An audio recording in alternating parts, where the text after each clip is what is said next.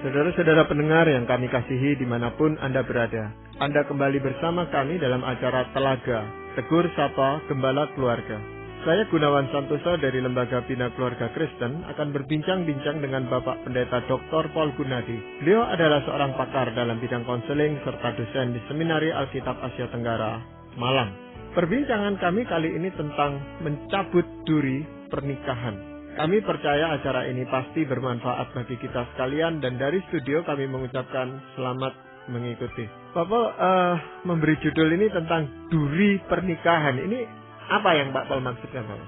Duri sudah tentu ya memang mengacu kepada problemnya atau masalah dalam pernikahan. Nah, secara spesifik saya akan fokuskan pada satu, yaitu Tuhan sudah mengajarkan kepada kita resep ya, bagaimana membangun sebuah pernikahan yang sehat. Yaitu resepnya suami diminta Tuhan mengasihi istri dan istri tunduk atau respek kepada suaminya. Kalau saja kedua belah pihak menaati perintah Tuhan, maka pernikahan itu tuh walaupun bisa ada masalah dari luar dan sebagainya, akan tetap kokoh ya, akan tetap sehat dan bisa menghadapi tantangan-tantangan dari luar. Problemnya adalah kita tidak hidup dalam dunia yang ideal dan kita tidak selalu mengasihi istri seperti yang Tuhan inginkan, tidak selalu menaati suami seperti yang Tuhan inginkan pula. Nah, yang saya maksud dengan duri di sini adalah ketidakmampuan kita, baik itu mengasihi istri atau menaati suami. Nah, duri ini yang perlu kita cabut sehingga kita bisa kembali mengasihi istri dan menaati suami. Ya, mungkin memang yang menjadi masalah ini adalah mengasihi dan mentaati itu tidak ada suatu tolok ukur yang jelas bagi masing-masing gitu Pak Paul. Jadi bagi suami mungkin dia merasa saya itu sudah mengasihi, tetapi bagi istri berkata kurang atau bukan itu yang saya maksudkan. Demikian juga dengan tunduk. Istri merasa, saya ini sudah tunduk, sudah hormat pada suami, tapi suami bilang tidak seperti itu, tunduk itu. Nah ini bagaimana mempertemukannya gitu Pak Paul? Nah, saya akan mencoba untuk membahas sebetulnya tuh apa yang diharapkan oleh suami. Sewaktu suami itu tuh mengharapkan ketundukan dan respek dari istrinya. Kemudian saya juga akan bahas sebetulnya kira-kira apa tuh yang istri harapkan dari suaminya sewaktu si istri itu mengharapkan kasih sayang dari suaminya. Saya kira kalau saja kita bisa lebih jelas ya dengan apa yang kita harapkan, maka sudah tentu pasangan kita akan lebih mampu untuk memberikannya kepada kita. Coba kita lihat yang pertama. Suami mengharapkan istri untuk tunduk atau menghormatinya. Saya kira firman Tuhan memang benar-benar menohok pada akar masalah. Pria memang membutuhkan itu. Pria memang tidak suka dengan istri yang tidak menghormatinya atau tidak tunduk kepadanya. Tapi coba untuk sejenak kita sungguh-sungguh lihat sebetulnya apa yang diharapkan pria. Apakah pria itu memang membutuhkan istri yang membabi buta tunduk kepadanya? Sudah tentu ada suami yang seperti itu, tapi saya kira kebanyakan suami dewasa ini tidak mengharapkan istri tunduk secara membabi buta kepadanya. Yang lainnya, apakah suami mengharapkan istri benar-benar menghormati dia seperti dia itu raja di rumah? Tunduk, bukan hanya secara mental, tapi tunduk secara fisik. Kalau suaminya datang, dia tundukin kepala misalnya. Apakah penghormatan seperti itu yang diharapkan oleh suami? Saya kira tidak. Jadi suami itu saya kira pada umumnya akan lebih senang dengan istri yang bisa berpendapat, bisa berpikir bersamanya, bisa berdiskusi dengannya. Dan suami saya kira pada umumnya juga tidak berkeberatan dengan istri yang tidak setuju dengannya, yang mempunyai argumentasi sendiri. Nah, jadi sebetulnya apa tuh yang dibutuhkan oleh suami? Sewaktu suami itu berkata, saya membutuhkan respek dari engkau kepadaku. Saya kira yang dibutuhkan suami adalah bahwa dia mesti merasa dan dia mesti tahu bahwa dia masih bisa mengatur istrinya. Kalau seorang suami mulai merasa dia tidak bisa mengatur istrinya, alias dia merasa istrinya itu tuh tidak bisa diatur, saya kira awalnya dia mungkin masih mencoba ya untuk terus mengkomunikasikan permintaannya atau instruksinya. Sampai satu titik akhirnya dia berhenti. Dan dia akan berkata, kalau kamu memang gak bisa diatur, terserah. Kamu mau jalan sendiri, silakan. kamu mau putuskan sendiri, silakan. Dan kata lain, si suami memutuskan tali hubungan. Meskipun masih tinggal serumah, tapi sesungguhnya tidak ada lagi relasi di antara mereka. Nah, Pak Paul, kalau sudah sampai sejauh itu ya memang berat gitu ya Pak Paul. Tetapi pada saat si suami itu mengemukakan apa yang sebenarnya dia harapkan. Nah, di sini kadang-kadang istri juga merasakan bahwa itu terlalu berlebihan atau tidak sepatutnya dia lakukan. Nah, ini bagaimana Pak Paul? Sebetulnya yang saya maksud dengan tidak bisa diatur atau susah diatur, itu ditangkap oleh si suami lewat hal-hal kecil lainnya Pak Gunawan. Saya berikan contoh. Misalkan suami mengusulkan bagaimana kalau kita itu mengatur ulang letak furniture di rumah kita. Perabot di rumah. Tiba-tiba istrinya langsung berkata, ngapain? Jangan dong, jelek begini. Tanpa memberikan kesempatan kepada suami itu merasa dia didengarkan. Kalau si suami itu berbicara, memberikan usulan, dia ingin nomor satu didengarkan, dipertimbangkan. Jangan belum apa-apa idenya itu dengan mentah langsung ditolak. Ini salah satu hal yang saya kira sering terjadi dalam rumah tangga. Istri mungkin berkata, ya saya ngomong begitu nggak berarti saya nggak hormat pada suami saya. Saya juga bersedia ngomong sama dia kalau dia nanti nggak setuju, dia punya pendapat lain, ya nggak apa-apa. Tapi si istri lupa satu hal, yaitu dia langsung dengan mentah-mentah menolak saran suaminya. Nah, ada suami yang memang akan bersikeras, memaksakan kehendaknya, ngomong lagi, dan terjadilah sebuah argumentasi. Sebagian suami, dan saya kira cukup banyak suami, tidak akan melakukan hal itu. Dia sudah ngomong sekali dan langsung ditolak mentah-mentah oleh istrinya, dia berhenti bicara. Dia nggak akan munculkan lagi. Dia akan berkata, ya udah terserah. Nah, mungkin saja si istri beranggapan dengan kata-kata terserah, ya udah artinya saya disetujui itu. Ya, saya setuju, udah beres gitu. Iya. Padahalnya tidak. Dia menyimpan kemarahan dalam hatinya.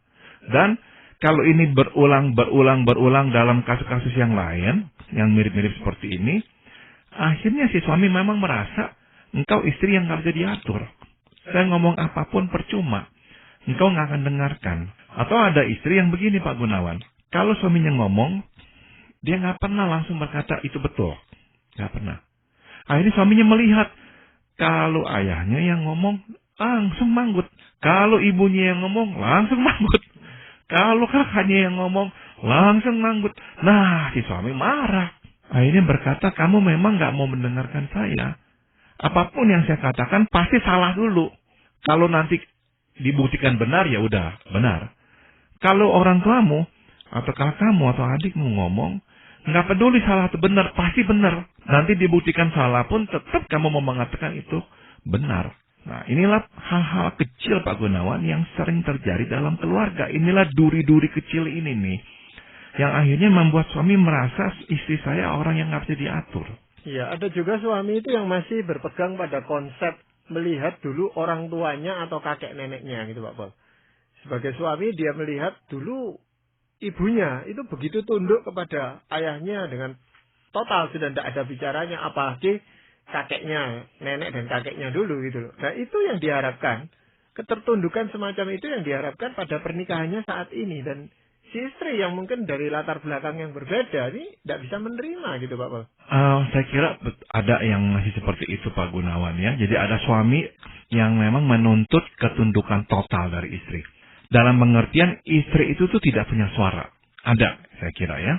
Namun menurut saya dewasa ini kebanyakan pria tidak lagi seperti itu. Justru kebanyakan pria mengharapkan istri yang lebih berinisiatif.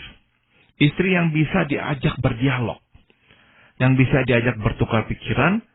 Dan memberikan masukan-masukan yang dapat dihargai oleh si suami juga. Jadi sebetulnya dewasa ini kebanyakan suami meminta atau mengharapkan istri yang seperti itu. Tapi kok kenapa ini tetap menjadi masalah? Nah, saya kira karena respon-respons yang diberikan oleh si istri itulah yang akhirnya tuh memadamkan niat suami untuk melanjutkan komunikasi. Dan membuat suami beranggapan istrinya memang tidak bisa diatur. Jadi saran saya adalah kalau engkau nggak setuju dengan apa yang suamimu katakan ya, jangan langsung di depannya tuh berkata nggak setuju. Apalagi ngomong langsung ide jelek. Kok bisa berpikir seperti itu kamu? Dan sebagainya. Nah, kata-kata seperti itu tuh benar-benar tuh penolakan mentah ya, dan penghinaan langsung terhadap gagasannya si suami. Jadi saya minta kepada para istri, kalaupun nggak setuju, kalaupun memang benerlah gagasan itu memang udah nggak tepat gitu, tetap respon pertama adalah respons yang positif. Misalnya dengan berkata, oh, bisa kamu jelaskan kenapa kamu mengatakan itu? Saya nggak ngerti maksudmu. Latar belakangnya apa? Nah, suaminya jelasin. Kemudian, kalau engkau masih tetap nggak setuju, daripada bilang nggak setuju, engkau berkata, boleh nggak saya pikirkan dulu? Saya minta waktu misalkan 2 hari untuk pikirkan. Terus kita diskusikan lagi. Soalnya saya masih perlu melihat nih.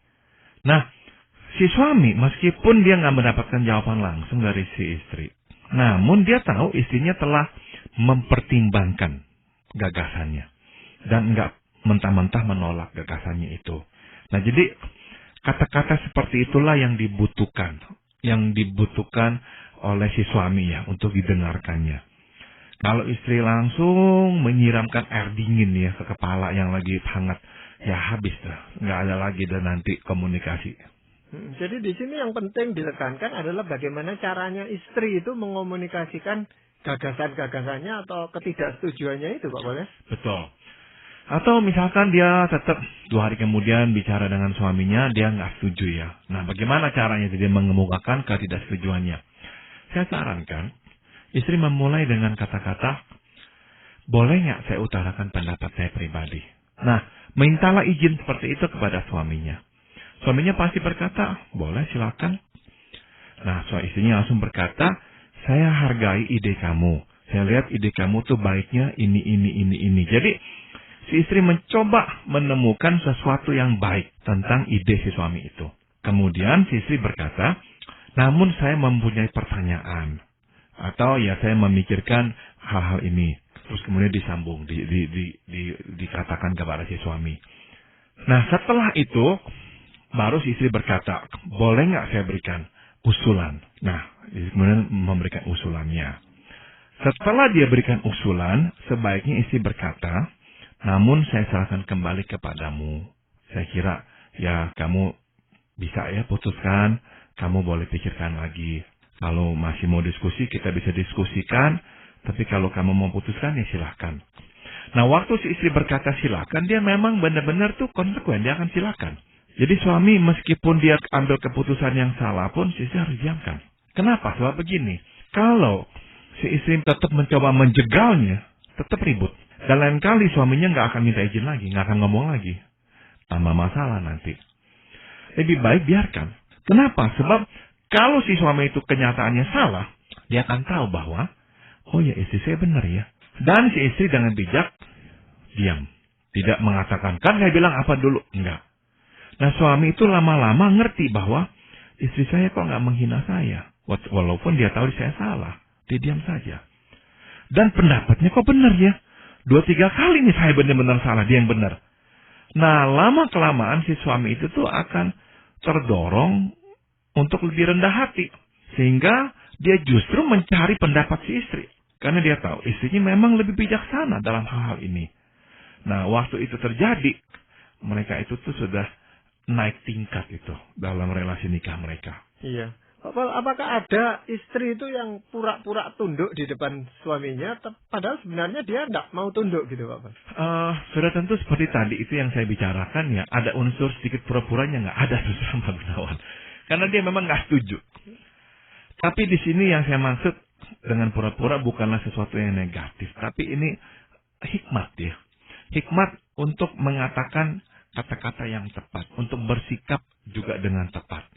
Meskipun tidak setuju, jangan langsung bilang tidak setuju. Simpan dulu. Minta waktu memikirkannya. Dan memang saudara pikirkan sehingga nanti waktu ngomong dengan si suami, kita itu tuh bisa itu memberikan hal-hal yang positif tentang idenya itu. Kita juga bisa kemudian memberikan kepada dia saran yang mungkin berbeda dari apa yang telah suaminya katakan. Nah, Jadi ya pura-pura dalam pengertian itu Pak Gunawan. Ya, dan memang pengertian tunduk ini bukan hanya dilakukan di dalam rumah tangga itu sendiri Pak Pol, ya, perlu dilihat oleh anak, oleh orang lain yang menjadi komunitasnya dan sebagainya itu Pak Pol, supaya suami itu juga merasa dihargai di hadapan orang lain gitu Pak Pol. Bayangkan kalau misalkan ya di dalam sebuah pertemuan ada suami ada istri, misalkan dalam pengambilan keputusan bersama ada orang-orang lain yang terlibat. Suami mengutarakan sesuatu, nomor satu yang langsung mengatakan itu ide yang nggak benar adalah istrinya. Wah ilah. Nah itu kadang-kadang terjadi itu. Itu menyakitkan buat suami. Sangat menyakitkan. Benar-benar dia merasa dia dihina di depan orang. Nah itu akan membuat dia tuh padam itu. Inilah hal yang paling kuat ya yang saya kira yang bisa memadamkan cinta pria kepada istrinya. Nah sebaliknya sekarang Pak Paul, kalau kita tadi bicara tentang bagaimana istri itu harus tunduk kepada suami, sekarang suami yang harus mengasihi istrinya ini bagaimana? Begini, sudah tentu kalau kita memikirkan tentang cinta kasih ya, kita itu tuh seringkali beranggapan kok perempuan membutuhkan cinta kasih terus begitu ya. Banyak suami yang mengeluh ya. Aduh nggak habis-habis nih. Tapi sebetulnya perempuan atau istri ya tidak membutuhkan cinta kasih sebesar itu. Tidak. Perempuan itu mengerti bahwa suaminya nggak bisa terus-menerus menunjukkan cinta kasih. Dia tahu itu nggak realistik. Nomor dua, perempuan juga akan berkata, aduh kamu gombal kalau terus-menerus begini. Udah nggak benar lagi gitu. Sebab nggak mungkin orang mempunyai perasaan romantis seperti itu terus-menerus. Jadi saya kira perempuan itu ya juga ngerti ya realistik. Jadi waktu dia berkata saya membutuhkan cinta kasih itu bukan 24 jam terus-menerus melihat si istri mengasihinya dengan romantis. Bukan itu yang dimaksudnya. Jadi kalau bukan itu, apa yang sebetulnya diharapkan oleh si istri? Begini, pada dasarnya wanita paling tidak suka dengan pria yang bersikap dan berbuat seenaknya, semaunya.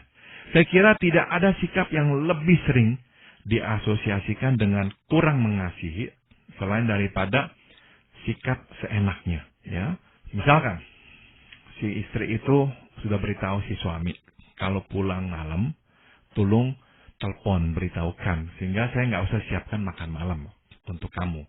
Iya, tapi nggak pernah dilakukan. Pulang jam 10 malam, pas pulang bilang udah makan. Padahalnya makanan udah disiapkan. Atau besok-besoknya pulang jam 10 malam. Istri udah masukkan makanan, pikir nggak makan lagi. Mau makan dan marah, kok makanan nggak disiapkan. Nah hal-hal seperti itulah yang seringkali itu membuat si istri merasa kamu itu seenaknya. Nah ternyata perasaan bahwa suami itu seenaknya ya, semaunya aja itu. Itulah perasaan yang membuat si istri beranggapan kamu nggak mengasihi saya. Nah suami atau pria pada umumnya nggak mengaitkan dua hal ini. Pria nggak beranggapan bahwa waktu saya itu tuh seenaknya, itu berarti saya nggak mengasihi istri saya. Saya tetap mengasihi dia kok. Tapi bagi istri, ini dia nih yang menjadi sumber masalah. Perbuatan ini dianggap sebagai perbuatan nggak mengasihi istri. Sama seperti tadi yang kita bicarakan mengenai rasa tunduk dan hormat. Mungkin kalau kita tanya kepada si istri, kamu waktu menolak mentah-mentah ide suamimu, itu tuh membuatnya merasa kamu nggak hormat kepadanya. Si istri mungkin berkata, enggak, saya tetap hormat kepadanya kok. Dia suami yang baik, suami yang bertanggung jawab. Saya kalau dia nggak setuju pun saya tetap akan, saya akan dengarkan dia. Nah, istri pun nggak mengaitkan keduanya. Sama dengan ini, banyak pria yang nggak mengaitkan keduanya dan berkata, enggak, saya nggak maksud begitu kok, saya tetap mengasihi istri saya.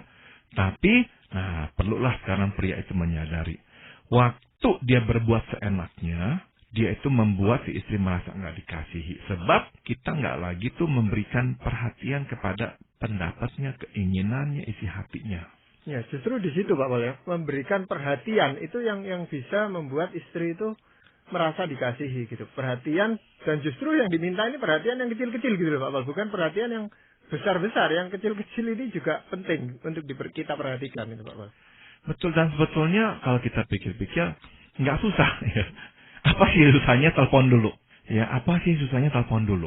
Tapi ada kalanya pria tuh bisa berantem soal beginian gitu. Daripada mengakui, iya ya maaf saya tadi nggak telepon, bisa ribut begitu.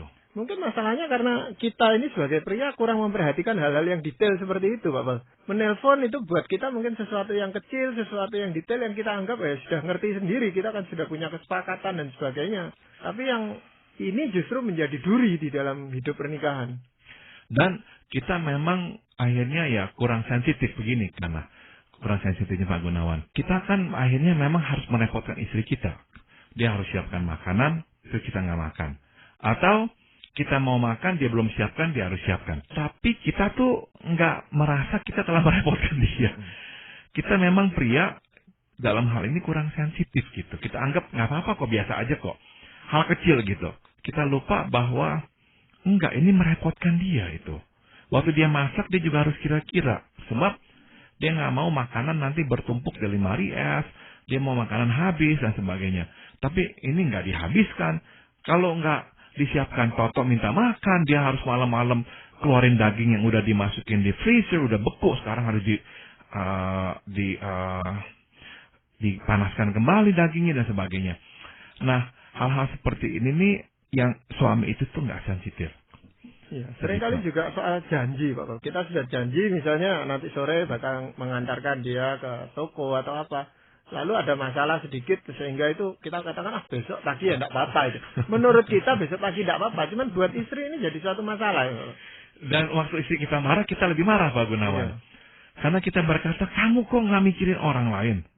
Kamu kok hanya mikirin diri sendiri? Soal janji itu aja lah kamu pikirin. Saya kan ada hal yang ini penting dan sebagainya. Nah, biasanya itu terjadi, kita malah lebih marah. Satu hal lagi yang juga cukup sering terjadi adalah ini Pak Gunawan. Yaitu suami membuat rencana tanpa mengkonsultasikannya dengan istri. Itu sering terjadi. Memang alasannya beragam. Ada suami yang beranggapan, ya istri itu tahu beres dah. Atau ada suami yang beranggapan, kalau cerita sama istri, nanti jadinya nggak jadi. Udah, nggak usah cerita. Atau jadi rumit nanti, panjang lebar, nggak usah dah. Jadi banyak alasannya. Tapi intinya adalah, kita nggak lagi mengkonsultasikan rencana dengan istri kita. Ini nih salah satu hal yang akhirnya memang membunuh relasi Pak Gunawan. Sebab pada akhirnya si istri berkata, kamu memang gak mengasihi saya. Suami mungkin akan tetap berkata, saya tetap mengasihi kamu kok. Enggak. Karena bagi si istri, kamu gak menggubris kok pendapat saya. Kalau kamu gak menggubris pendapat saya, bagaimanakah kamu bisa berkata kamu mengasihi saya? Maka di sini Pak Gunawan, kita kembali lagi kepada pria maupun wanita, kita melihat lubang sebetulnya yang perlu kita jaga. Kalau lubang ini kita nggak jaga dan tutup, bisa dimasuki orang lain. Contoh, si istri, karena merasa suaminya nggak menggubris, rencana semuanya dilakukan sendiri tanpa dikonsultasikan dengannya dan sebagainya. Dia bertemu dengan pria yang begitu mau mendengarkan pendapatnya. Nah, ini lubang bisa langsung terbuka. Pria, sama. Dia ngomong, istrinya nggak mau dengerin. Dia merasa suami istrinya itu nggak bisa diatur. Ketemu dengan orang di luar. Dia ngomong, ini orang kok, ini perempuan kok. Langsung tanggapi, tanya. Sehingga dia bisa jelaskan. Nah, akhirnya siapa yang dia akan rasa lebih dekat? Perempuan itu. Nah, ini nih duri-duri yang kita mesti memang cabut Pak Gunawan. Karena kalau enggak, ini duri ini menusuk rumah tangga. Dan menciptakan lubang. Di mana akhirnya masalah atau orang ketiga dari luar bisa masuk ke dalam rumah tangga kita. Ya, tapi sama seperti suami tadi yang Pak Paul katakan bisa bersikap, ya sudahlah, kamu tidak hormat ya sudah gitu ya. Dia bersikap yang tawar hati sudah gitu. Istri pun bisa bersikap seperti itu Pak Paul ya. Kalau dia sudah merasa tidak dikasih, ya sudahlah. Dia tidak mengharapkan lagi tentang kasih itu dari suaminya. Tapi itu kan suatu hubungan yang tidak sehat itu Pak. Betul. Dan akhirnya saling berbalasan Pak Gunawan. Si istri berkata, ya udah kamu nggak gubris perasaan saya, kamu nggak tanya, kamu semaunya, hidup seenaknya, saya ngapain kamu juga nggak pusing, ya udah, saya ngapain hormati kamu. Kenapa saya harus tunduk kepada kamu? Kenapa saya harus ngomong dengan santun-santun kepada kamu? Makin akhirnya nggak santun, makin sering menolak mentah-mentah, makin sering melecehkan. Si suami merasa dilecehkan, makin marah. Makin nggak menggubris. Nah, kalau itu terjadi, udah dah benar-benar itu roda terus berputar makin cepat dan akhirnya patah. Iya, Pak Paul, kalau itu kita sadari sebagai duri di dalam pernikahan kita. Kalau duri ini kita cabut, kan tetap akan timbul luka, Pak. Di dalam pernikahan itu pasti tetap ada luka itu. Ya. Ini juga begitu, Pak Paul. Saya kira kalau dalam konteks ini ya, duri itu kalau kita cabut, justru akan tertutuplah kulit tersebut, daging tersebut ya, sehingga nggak membuka peluang lagi Pak Gunawan. Justru kalau nggak dicabut, itu duri itu menjadi atau menciptakan lubang ya. Justru karena dicabut, kulit itu menutup lagi, sehingga nggak membuka kesempatan kepada orang ketiga untuk masuk ke dalam rumah tangga kita. Tapi mungkin pada saat dicabut itu memang terasa sakit, Pak Paul. Baik Pasti. suami maupun istri akan merasakan sakitnya mencabut duri itu, Pak Paul. Ya. Betul. Tetapi itu jauh lebih baik daripada duri itu masih tetap ada di sana dan menimbulkan masalah yang Betul. berkepanjangan. Dan akhirnya malahan memutuskan relasi ya. Iya. Betul. Dan dalam hal ini, Pak Paul, apakah firman Tuhan memberikan arahan buat pasangan suami istri? Saya ingatkan kembali ya, firman Tuhan yang diambil dari Efesus pasal 5 ayat 21 dulu dah. Dan rendahkanlah dirimu seorang kepada yang lain di dalam takut akan Kristus. Inilah ayat pembuka yang kemudian disusul dengan perintah kepada istri, hai istri tunduklah kepada suamimu seperti kepada Tuhan. Dan di ayat 25, hai suami kasihilah istrimu sebagaimana Kristus telah mengasihi jemaat dan telah menyerahkan dirinya baginya. Nah, dengan kata lain bisa kita simpulkan, sebelum tunduk, sebelum mengasihi ada satu kriteria yang harus kita penuhi, yaitu kita mesti merendahkan diri satu terhadap yang lain di dalam takut akan Kristus.